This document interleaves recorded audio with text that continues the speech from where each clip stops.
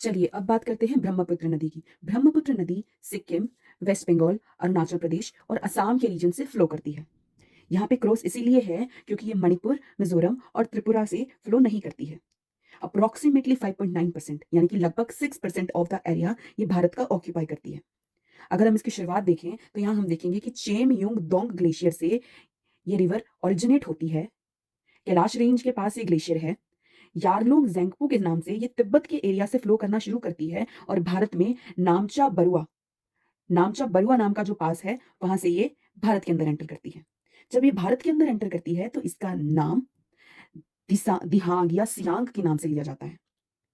जब इसको दिबांग और लोहित नाम की ट्रिब्यूटरीज ज्वाइन करती हैं वहां से इसका नाम ब्रह्मपुत्र हो जाता है। ब्रह्मपुत्र नदी दिबांग, लोहित और धनसिरी यहां पर आकर के इसकी एक दूसरी ट्रिब्यूटरी होती है। उसके बाद इसको कपिली रिवर ज्वाइन करती है। देखिए ये इसकी डायरेक्शन है, ये भारत में आकर इसकी डायरेक्शन वेस्ट की तरफ है।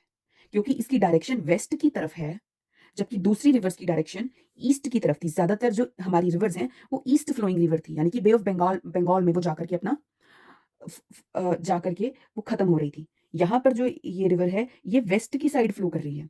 तो इसीलिए जो ये ऑरेंज कलर में आपको दिख रही है, अगर आप इस डायरेक्शन में खड़े होंगे तो ये ऑरेंज वाली आपकी राइट बैंक ट्रिब्यूटरीज होंगी और नीचे जो है ये आपकी लेफ्ट बैंक ट्रिब्यूटरीज। तो अगर हम इसकी राइट बैंक ट्रिब्यूटरीज की बात करें तो सबसे पहले सुबनसिरी, कामेंग और मानस। सुबनसिरी जो है ये एल लिखा है, ये लार्जेस्ट ट्रिब्यूटरी है ब्रह्मपुत्र की और एक एंटीसीडेंट रिवर है, ये पहाड़ों को काट कर आती है।